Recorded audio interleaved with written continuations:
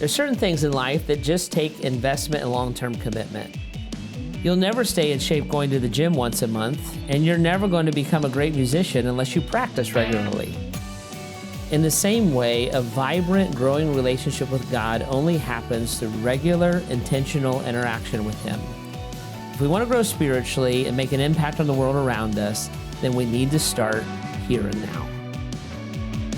As we're kicking off our Here and Now series, we're going to be talking about the idea that everybody leads somebody. There's always somebody in front of us and somebody behind us, and we're leading them.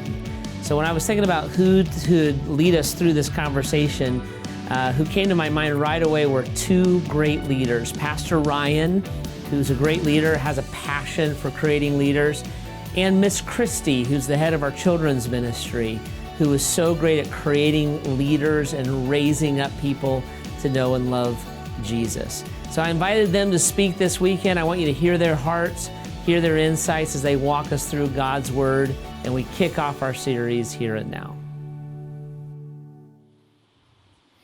Welcome to Grace this weekend. Thanks for being here. As Pastor Jeff just mentioned, my name's Ryan, one of the teaching pastors here, and I would love to meet you. If maybe we haven't met yet, maybe hear how you made your way to Grace.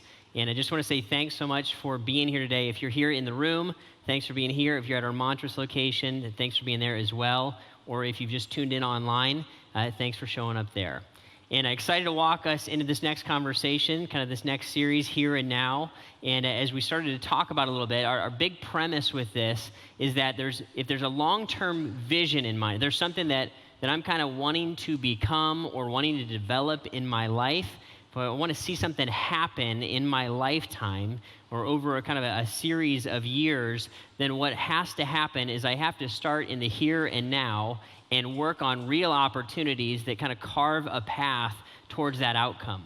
And we all know that, but right, there's kind of a disconnect that often I won't see the connection between what's happening today and where that's going to lead me in the future, right? Or if I'm viewing something long term, how does that actually show up in what I do right here and right now?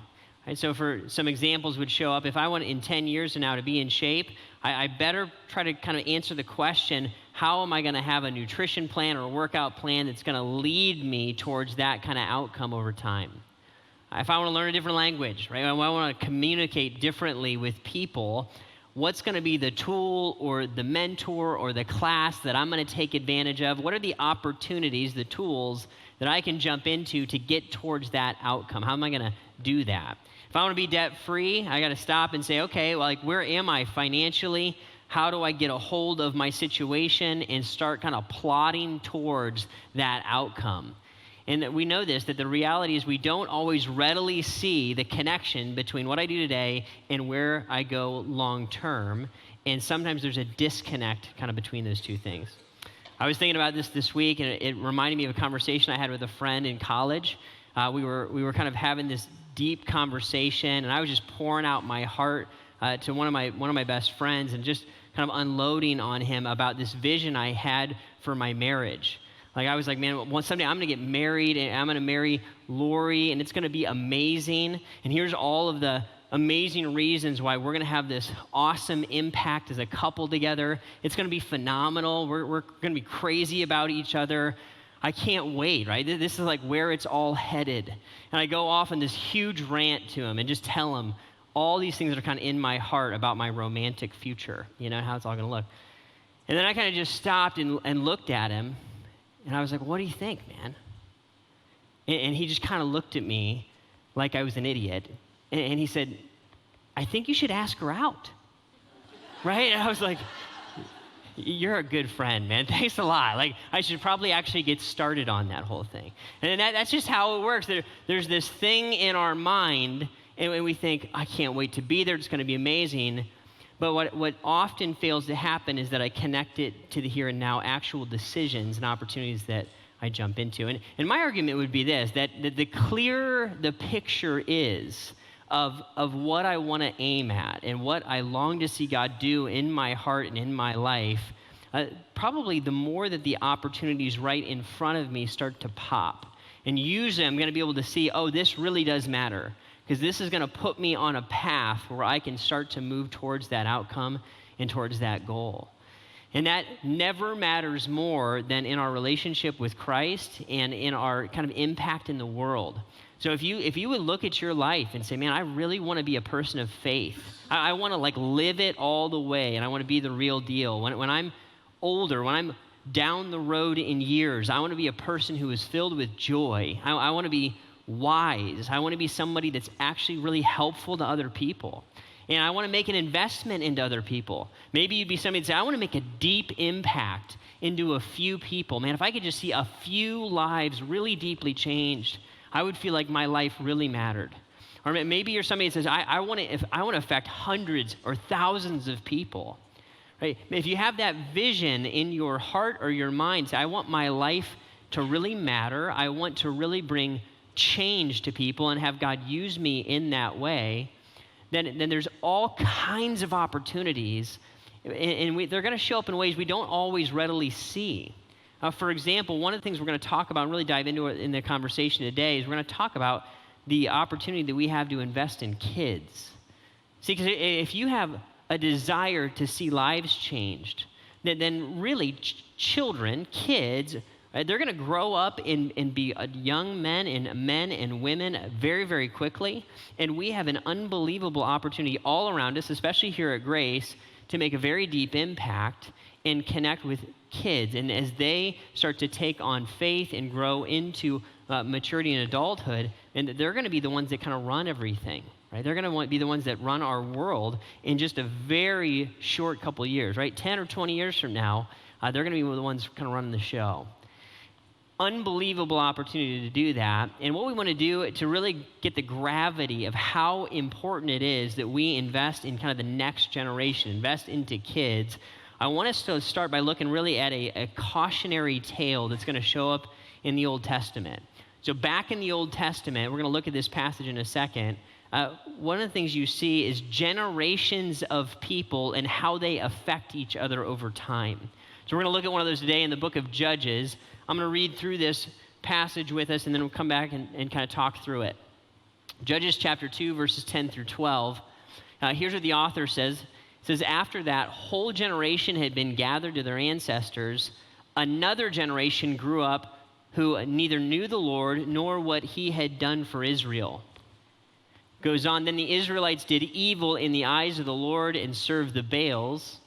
They forsook the Lord, the God of their ancestors, who had brought them out of Egypt. They followed and worshiped various gods of the peoples around them. Let me talk to this a little bit because we're kind of coming into the middle of a story. And to really appreciate what the author is saying here, you got to go back a couple hundred years really to this generation that he's talking about that has now passed away. So if you go back a couple hundred years, you kind of land with Moses. And if you're like me, if you didn't grow up in the church, you might be vaguely familiar with Moses. He's the guy that would help lead the nation of Israel out of being enslaved to the nation of Egypt. Right? And he would do that by kind of executing these plagues that God led him to execute, all the plagues that play out, if you kind of seen some of those old movies of Moses doing that. And then he would lead the people through the Red Sea. Right? And they would be delivered from the nation of Egypt. In Moses' day, the people that he led and the people that he loved and kind of the leaders of that generation, they saw unbelievable things. I mean, they literally walked through the Red Sea on dry ground with walls of water, Scripture said, right next to them. And he would have led about 2 million people through that process. They would have watched God supernaturally sustain them, give them food from heaven. Right? He would open up a rock and water came out. I mean, just over and over and over, incredible things that this generation would see. Right? And they learned a little bit about how to trust and to follow God. Moses then kind of runs out his life, and then he's going to pass on the baton of faith and leadership to kind of his protege, the guy he's invested in, Joshua. And then Joshua, he's going to take this whole next generation and lead them into the promised land.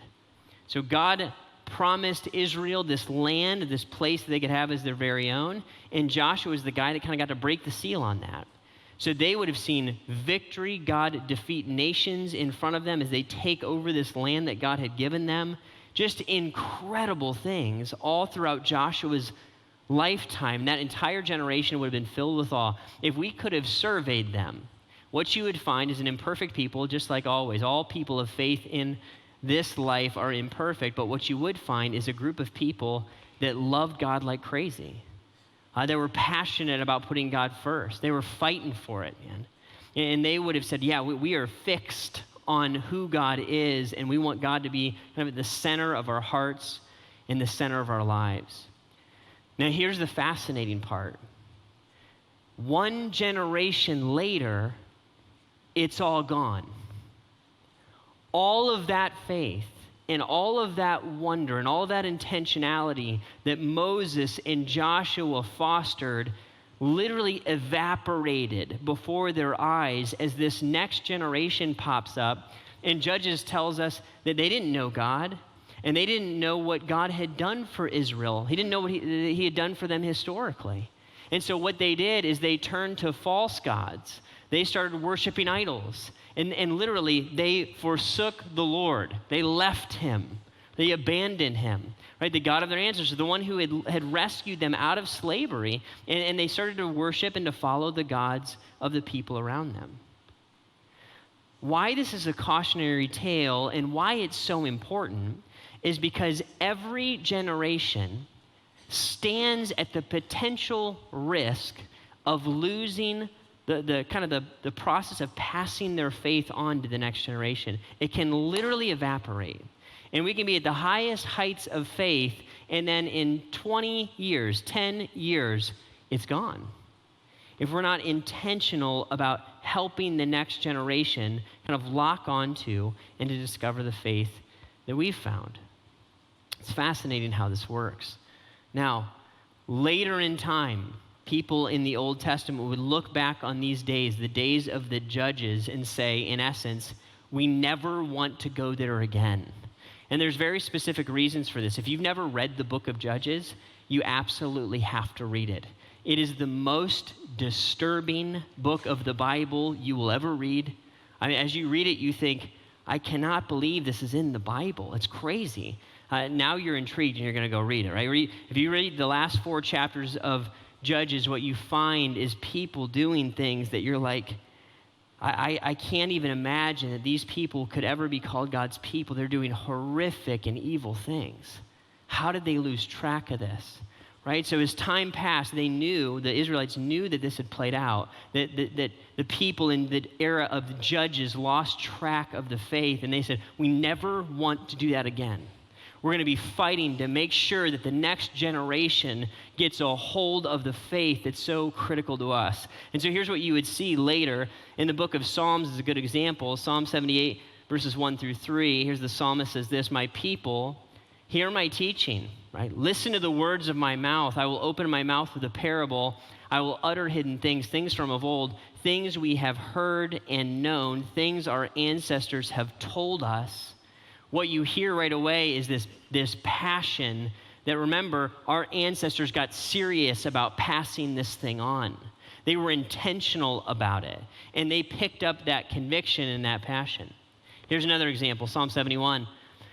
Even when I'm old and gray, do not forsake me, my God, till I declare your power to the next generation, your mighty acts to all who are to come. And what you have is an aging person here that's writing this psalm. And he's saying, God, before I die, and it's not give me a couple more years so I can enjoy a little bit more fun retirement. What he's consumed by is a passion. He's looking at the next generation. He's looking at the kids in his life saying, I have to make sure they know. I want to tell them more. I want them to completely understand who God is and what he has done and why our faith is absolutely critical.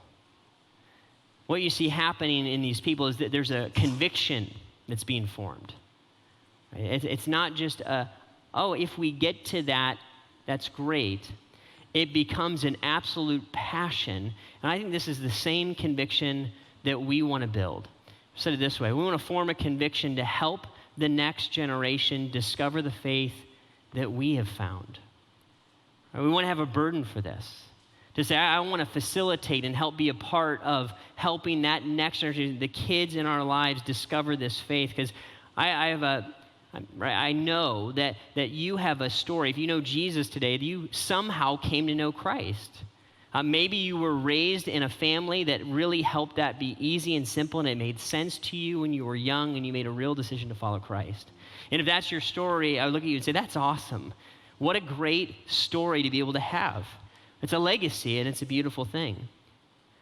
Some of you, it wasn't quite that easy or simple. Maybe you just needed to ask some more questions, or you needed to doubt a little bit. You needed to push on your faith and see, is this the real deal or not?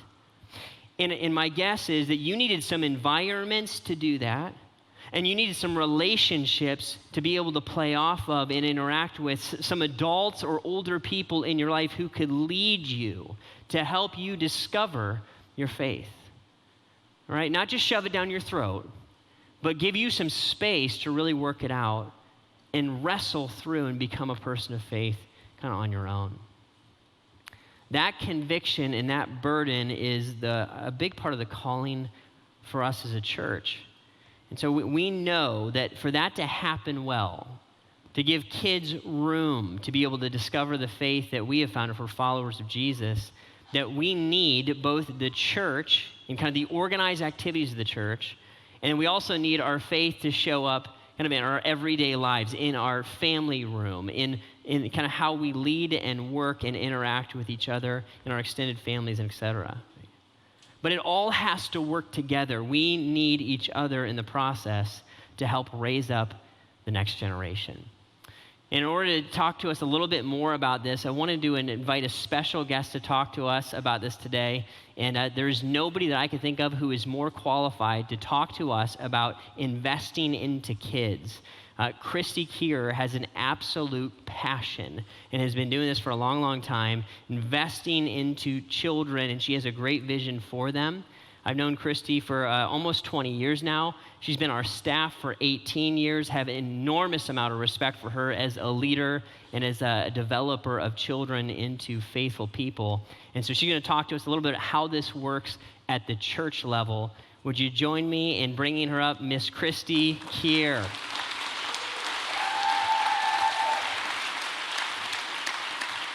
Well, thank you guys so much. I am excited to be with you today. My name is Christy Keir. I'm the Director of Children's Ministry here at the Bath campus. I have been on staff for 18 years, but only because they hired me when I was 5. So I started young. That's why I'm still so young today. But no, I have a huge passion for kids, and I'm what Jeff refers to as an original. So I actually grew up here at Grace Church before it was Grace Church, and so I've been here since the very beginning, and I've seen what God has done over almost about 2 decades. We're almost 20 years old, and so I've got a front row seat of just lives that have changed and things that have happened over the years. I'm most passionate about kids. If you talk to me for more than probably 2 minutes, you'll catch on to that. But it's because I firmly believe that kids can make a decision to follow Jesus at a young age, and that can stick with them. In Power Kids, our goal is for kids to build a firm foundation on God's Word, so that as they grow up, as they face middle school and high school, and as they become adults, they can go back to that foundation that they've built on God's Word and go back to that relationship, continue growing as they get older. We see that as a huge, important thing. I've actually seen an entire generation grow up here at Grace Church. So the kids that were babies when we started this church are now adults. And so these kids that I had in 2s and 3s, and I taught in elementary school, and I cried when they moved to middle school because I was going to miss them in Power Kids, they're now adults. And I've seen them come back and get involved in the church. They're leading in our Power Kids. They're leading in different areas. They're leading on this stage even today. And it's a powerful thing to get to see that happen in the life of a child when we invest in them when they're young. So when Pastor Ryan talks about these 2 generations, about Moses and Joshua and just what was happening there, and then for what was happening in Judges to have so quickly passed away, when I look at that through my passion, the very first thing that I see is they didn't tell their kids. They didn't somehow share their faith with their kids, that their kids got it and got a hold of it and wanted to continue it on. Something somewhere fell apart. So what we want to do is look at that today, and we want to use the book of Psalms to do that. I love the book of Psalms. Psalms, when you read through the different chapters, you see so many different things. Some authors are just pouring out their heart like it's a diary or a journal or a prayer to God, and you get to be a part of seeing that and reading through that. Some are poems, just beautiful words and ways to just praise our God and our Creator. And some of them are songs.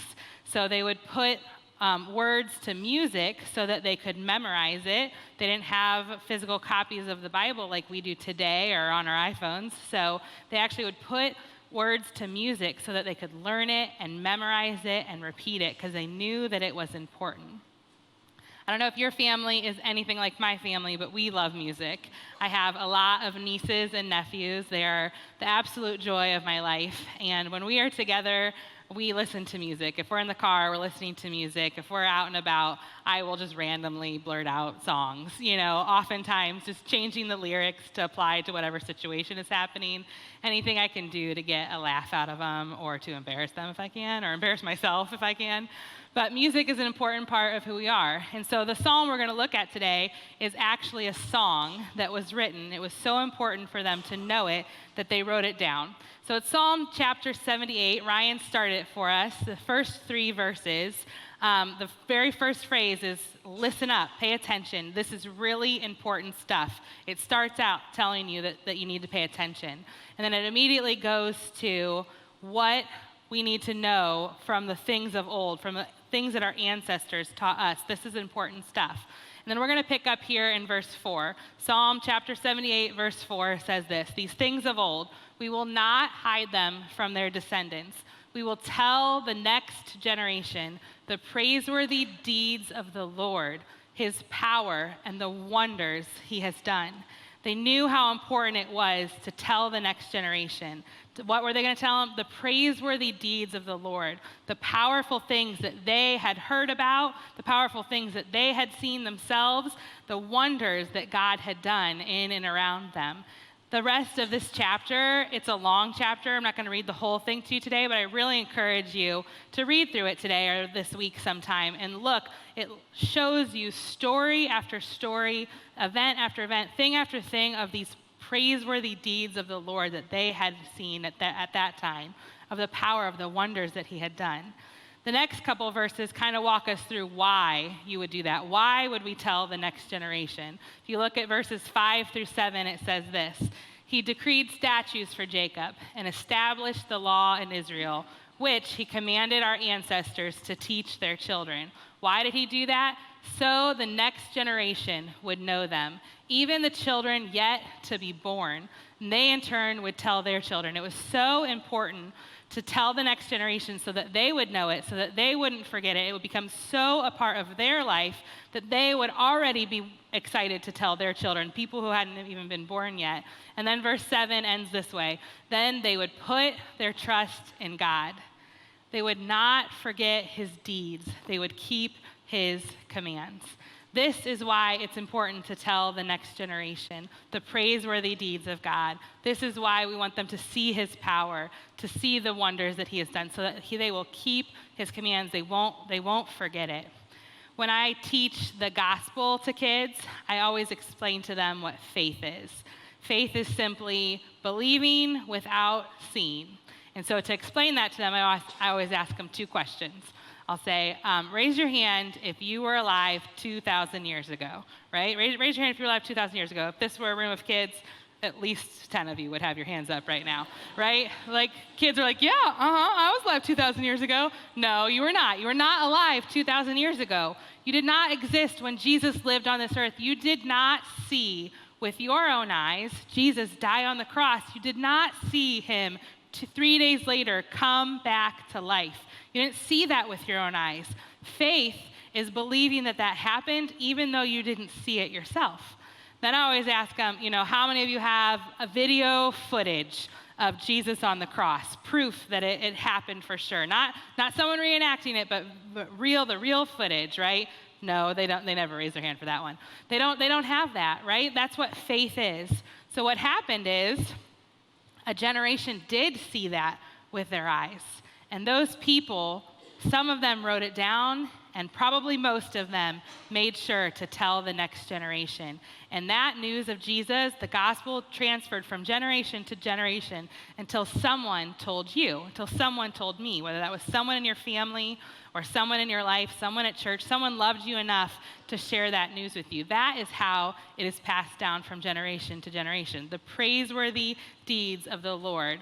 Not only just what God has done in the past, but then also what he's done currently in our lives, how God is working in your lives. Kids love to hear those things. It's important for them to hear those. It helps to make it real to them and for you to help it make it real to them. One of my favorite stories over the years of seeing just a praiseworthy deed of God, something powerful, something wonderful, happened a few years ago at junior camp. And junior camp is where we take our elementary kids away for the week, and we bring our high school students as the counselors. And so this particular year, I was walking at junior camp, and this counselor and this camper just came running at me. Like, they were far off. They started running when they saw me. And so when someone starts running at you and like the look on their face, I was filled with anticipation of what was about to happen, because either something awesome just happened and like spiritual, or someone had just got attacked by a bear and I needed to prepare myself for what was going to happen, right? But by the time they got to me, I'm filled with anticipation, almost stepping back, excited for what's going to happen. And this counselor runs up and just blurts out, "She wants to follow Jesus," you know, and I'm so excited that it's not the bear, and so excited that it's Jesus, that I look right at the camper and I just immediately start celebrating with her. That's so wonderful. It's so awesome. I'm so proud of you. What a wonderful thing. And then I just pause for a minute and look back at the counselor, look back at the camper, because I really don't know what's happening. And so this camper, or the counselor, looks at me and says, "I don't know what to do."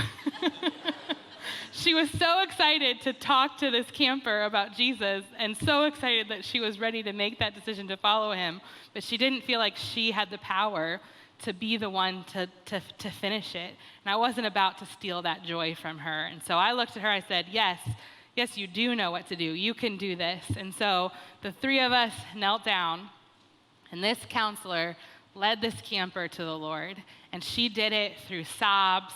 She did it through imperfect words, but she did it. And this camper, through tears, prayed to God and invited him into her life. And it's just this snapshot. It's this picture that I will forever keep in my mind of these two lives that changed right there in front of me. This one, this camper, moving from death to life and deciding to follow Jesus. And this one, this counselor, just her life changed forever, that she knew she had the power to share Jesus with someone and walk them through that whole experience. That is what life is about. It's about telling the next generation. It's about being a part of these moments in these kids' lives that you know they will keep with them forever. That's what Power Kids is passionate about. We want to partner with families to tell the next generation about Jesus so that they will make it personal to themselves. That's why we're here every weekend, every service. That's why there's someone here to love your kids and to be a part of their story and your story. That's why we do things like camps. They're great investments for you to make for your kids or for any kid in your life, right? And that is why we have life groups. Life groups kick off tonight. It's a perfect opportunity for you to say, our family, we're going to commit to this. We're going to do this right here. Well, thank you guys so much for letting me be a part of your day today. I'm going to invite Pastor Ryan to come back up and walk us through how we can really take ownership of the spiritual development of the next generation. Let's give her a hand.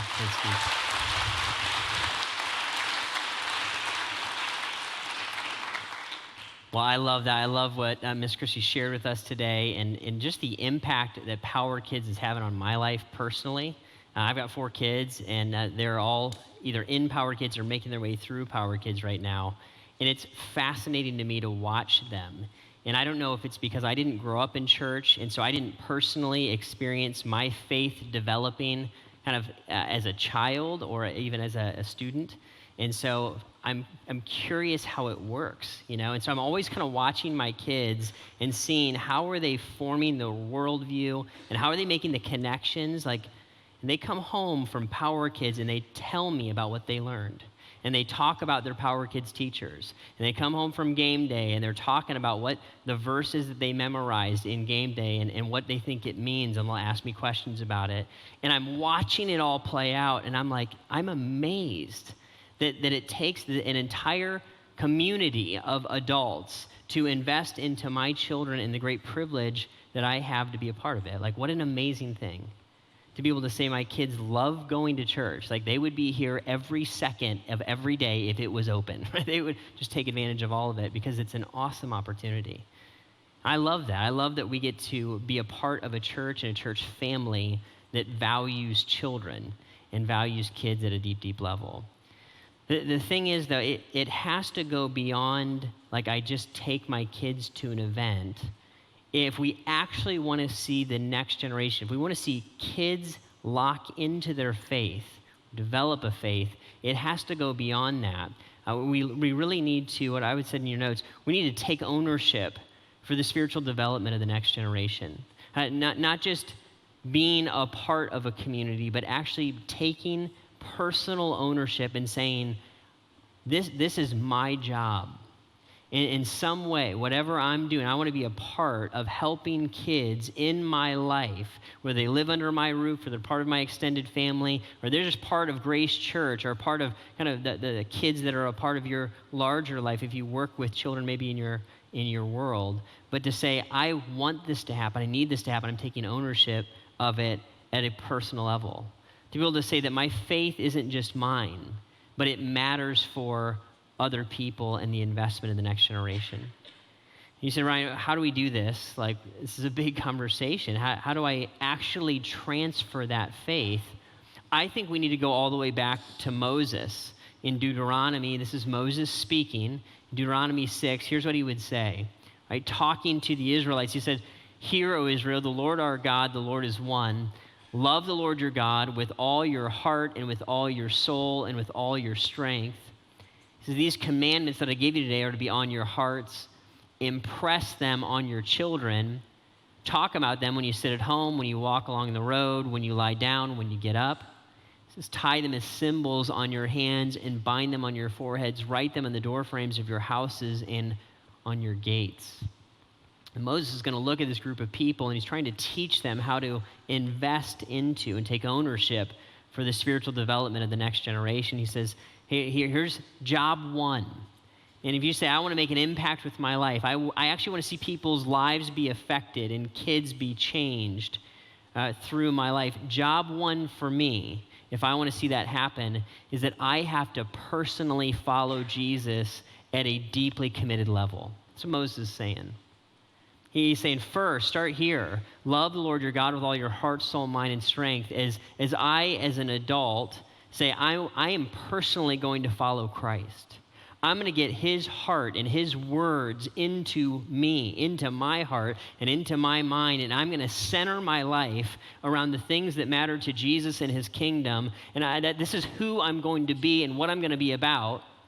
As I make that decision, and I do it imperfectly, but I fight for it, what is going to happen is out of the overflow of my relationship with Christ, that passion and that conviction and the things that I'm learning and the things I'm discovering in God's word and the ways that it convicts me and even the ways that I fail are going to pour out into the lives of the people that surround me, and some of those people are going to be kids.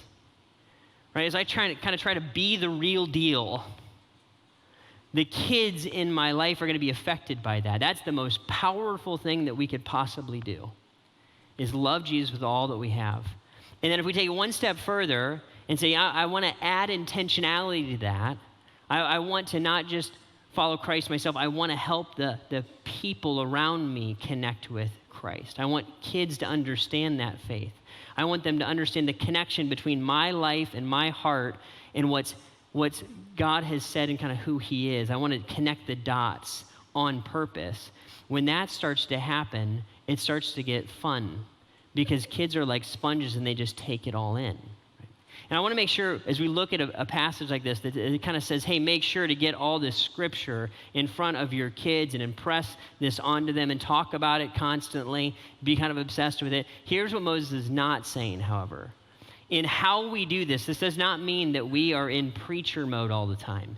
It doesn't mean that we're constantly shoving our faith down our kids' throat or down the throats of the kids that are all around us and condescending to them. In fact, I would look at you and say it's the exact opposite of that. What we're often going to do, if we're going to help kids actually get a hold of the faith that we have and form this conviction, develop them spiritually, what it means is we're going to meet them kind of where they are. They have concerns and burdens and questions that are real. And we want to hear them and kind of hear them on their level and interact with them and look them in the eye and listen to them and allow them to have doubts that we don't blow off because those are just childish questions. We want to engage them and interact them for the little souls that they are, right? Created in the image of God just like you and I are. And very, very quickly, they're going to be the ones who are kind of running the planet. And I want to interact with them with the dignity and the respect that God sees them with because he sees them as created in his image. This is huge. So Ryan, how does this look in real life, in real time, in maybe the roles that we're in? I would look at you first and say, maybe if you're here at Grace and you're a part of things, if you're a Power Kids teacher, if you're a game day coach, if you volunteer for Bible camp, if you have a kind of a formal role that you jump in and out of to serve kids here at Grace, let me first and foremost look at you and say, thank you. Thank you for taking your time and your energy and your attention and purposefully pouring it out into kids. It's absolutely huge. It's a massive thing. The Sunday school teachers that exist in our world today, I would argue, can find an enormous amount of joy through that role, especially over time. I ran into a lady last night after service. She stopped me. She had tears in her eyes and a cane in her hand. And she walked up to me with this huge smile on her face. And she said, I so enjoyed the conversation tonight. She said, I was reminded all over again of how this works, how important it is to invest in the next generation. She said, I was Christy Keir's Sunday school teacher. And she's beaming, right, with pride and joy. And she said, I remember being with her. She's telling me the stories of all these kids that she taught and how impacted, right, their lives are now. They're taking what she gave them and multiplying that. And as I looked at her, I thought, you know what, there is no amount of money, no achievement, no degree, no amount of leisure could put that kind of joy into that woman's eyes like the joy of a transformed life. Man, she got it. She got the jackpot. That's what I walked away with last night. So if you are investing in the grind of showing up and helping out and pitching in a little bit here and there is maybe how it feels, know that is adding up to something profound over time. You might be leading the next Christy Keir. Maybe you're an aunt or an uncle. Maybe you're intentionally placed into a family or a kind of an expanded family where you get to be another man or woman in the life of this child who's not mom and dad, who maybe they could talk to about questions or look to you when things are tough. That role is huge. In fact, this is a great example. Christy herself is the best aunt that I know personally. I've never seen anybody make more time and intentionality for her nieces and nephews than she does. If you want to learn how to be an amazing aunt or uncle, I would even say, talk to Christy about kind of her plan, her intentionality about going after that. And you might be a student. You might be in high school right now and you help out with kids or you float around here in the hallways. Listen, if you're in high school right now, if you're in college right now, I'm just telling you, you can tell these kids anything and they will listen and hang on every word that you say. My kids will do that. They will literally look at, and if you tell them something and you listen to them, you treat them with respect and you engage them and you talk to them about Jesus, they will remember that. It's incredible. If you're a teacher or a coach and you spend your life with kids, Know this, that those investments will compound over time and create a legacy of lives that you have impacted. I still remember what coaches said to me 25 years ago. I remember conversations I had with teachers that marked me as a person. And if you take that influence and you're intentional with it, what could God do? It's incredible. And you might be a grandparent here. And I've talked to some of you who are grandparents, and sometimes we have conversations about, are my best days of impacting people beyond me? Are they past me? Can I still make a difference? And I just want you to know, it deeply saddens me that you have to ask that question, because you should know, because we should tell you, that your impact and your personal example is so incredibly loud to the kids and the grandkids in your life. I watch the way my kids watch their grandparents. They're watching every move.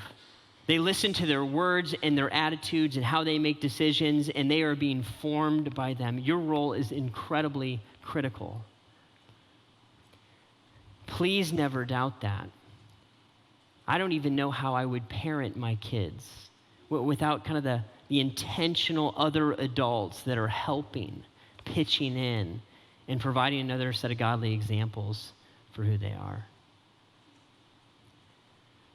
And then, of course, there's us parents, right? You might be in the thick of raising kids like me. Right? I'm there, and in the thick of it, in the grind of it, we're running kids around, and we're taxiing people, or we're changing diapers, or we're feeding people, and running to grocery stores, and running from sporting event to sporting event. And in the midst of all that, or at least for me as a dad, I can lose sight at times of the reality that a man and a woman is being formed right in front of my eyes. And that's kind of my primary job, is to help them with that. It's not to manage their chaos or to keep them busy and occupied or run them to activities. It's to help them form into men and women of faith. Guys, I'm just being honest here. I feel inadequate sometimes as a parent. I didn't grow up in church. I didn't watch a set of parents instill faith into me. And so I feel like I'm learning it all from scratch the whole way. And for me, the only place I know to land is to be super intentional about it. And I'm trying to help my kids know what I really want for them, you know. To land in a place where they know I love them, and they know I care about them, and they know what really matters to me.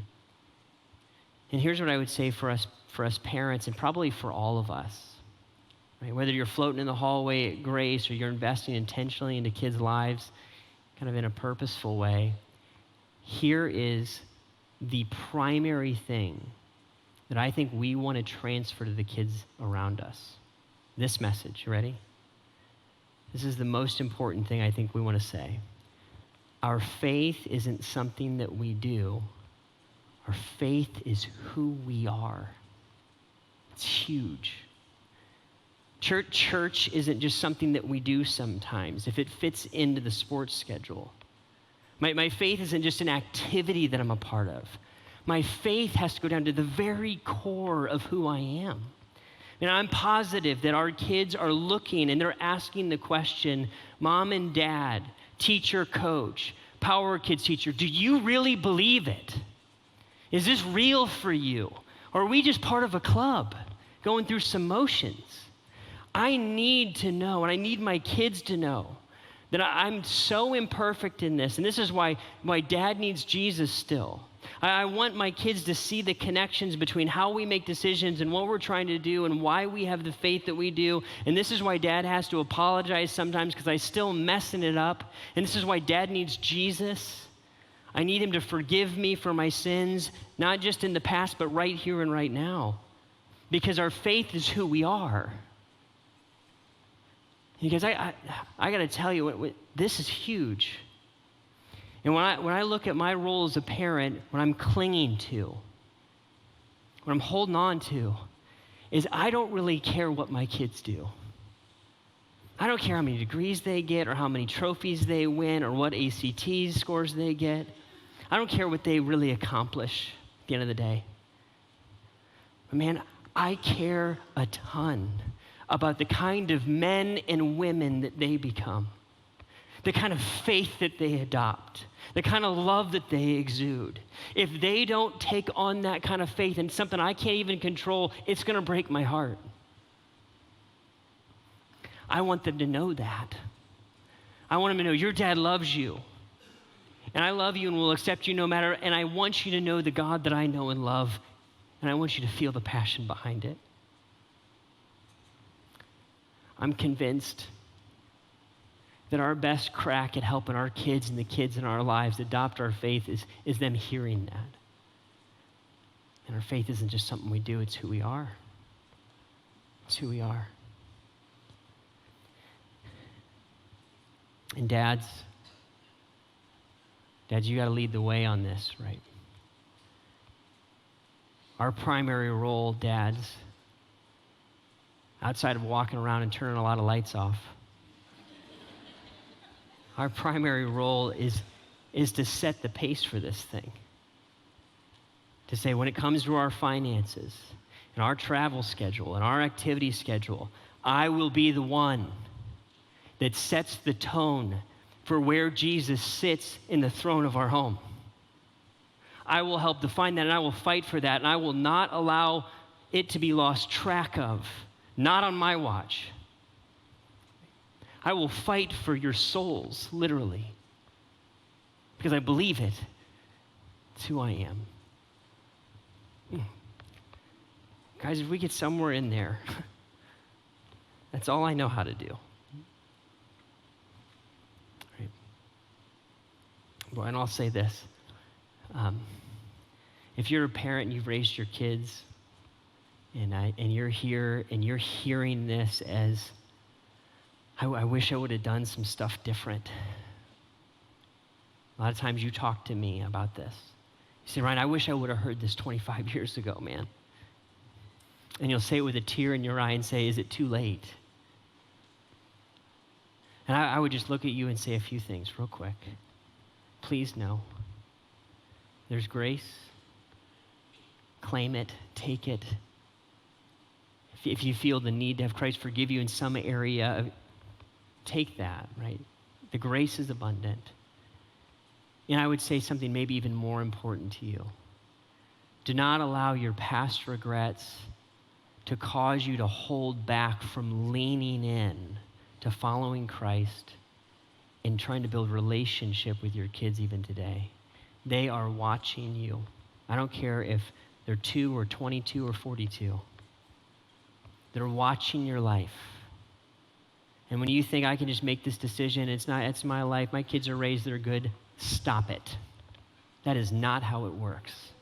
They are watching, and if you follow Christ in your 60s, in your 70s, in your 80s, that will mark them for the rest of their days. They'll never forget your faithfulness, your grit, your courage to lean into Jesus all the way. As if we want to see lives changed, and if we want to see people altered, God would be so excited to use us like that. And the reality is the opportunities to get there, they're happening, they're right here, and it's playing out right now. You just have to take advantage of it. As the band comes out, we think, would you pray? Would you look at your priorities and ask what we're really about at the deepest levels? Father, we come to you now just in awe. Lord, in awe of your greatness and your power. And you're so worthy to be worshiped, Lord. You are worthy of all of our time and our attention and our focus. And Lord, at least for me, God, forgive me for my distraction as a man and as a parent, as a pastor at times. Lord, I want to follow you. And we want that. And then, Lord, as you empower us to follow you, help us to let that pour out in real love, in real respect and transparency to invest into another generation. God, would you give us the courage to be the real deal? To let our faith affect us at the deepest levels. Lord, we declare to you today, we're going to build our lives around you and around your love. Meet us here, Lord, even now.